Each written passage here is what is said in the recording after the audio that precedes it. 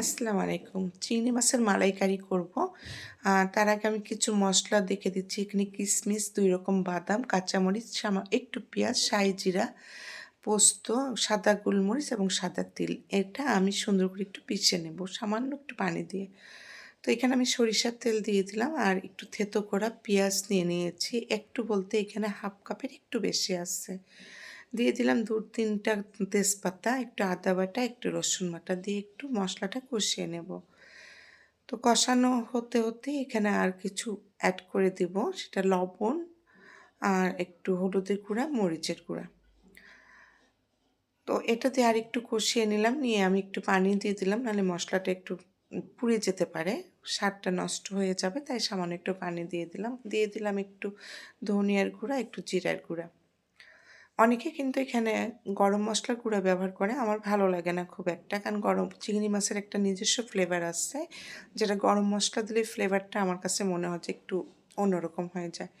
তো এখানে যে বেটে রাখা যেই মশলাটা দেখালাম সেটাই আমি বেটে দিয়ে দিলাম এখানে, আর একটু কষিয়ে নিচ্ছি। তো কষানো হয়ে গেলে এখানে আমি ৩ টেবিল চামচ টক দই দিয়েছি একটু ফেটে নিয়ে। দইটা যখন দেবেন তখন জালটা অবশ্যই কমিয়ে দেবেন, নাহলে কিন্তু দইটা ফেটে যাবে, তরকারির নষ্ট হয়ে যায়। আমি এখানে একটু কাশ্মীরি লাল মরিচের পাউডার ব্যবহার করলাম, এতে করে কালারটা খুবই সুন্দর আসবে। যদি আপনাদের না থাকে দেবেন না। আমি এখানে কিন্তু ৩ টেবিল চামচ দিয়ে দিয়েছি।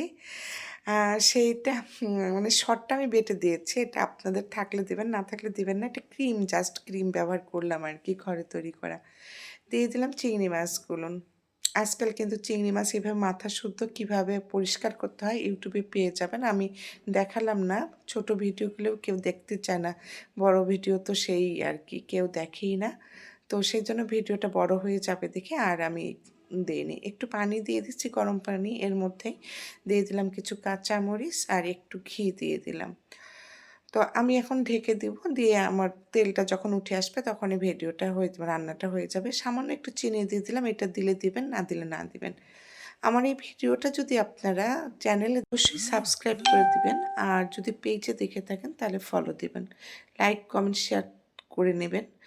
ভিডিওটা কেমন লাগলো অবশ্যই জানাবেন। আমার কাছে কিন্তু মনে হয় যে অনেক সুন্দর হয়েছে, কিন্তু মনে হয় না, আমি খেয়েছি, অনেক মজা হয়েছে।